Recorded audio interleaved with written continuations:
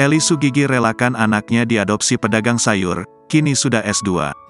Eli Sugigi baru saja mengungkap penderitaan hidupnya sebelum jadi artis.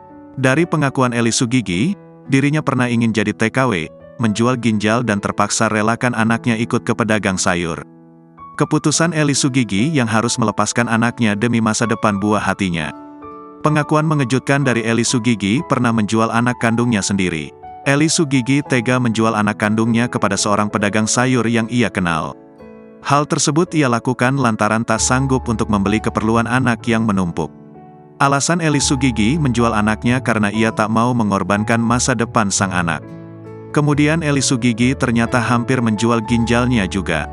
Eli Sugigi hampir melakukan hal tersebut lantaran hidup dalam kemiskinan. Pemilik nama asli Eli Suhari itu mengatakan uang hasil menjual ginjalnya nanti akan digunakan untuk biaya makan sehari-hari. Kendati demikian, keputusan tersebut akhirnya tak jadi dilakukan oleh Eli Sugigi.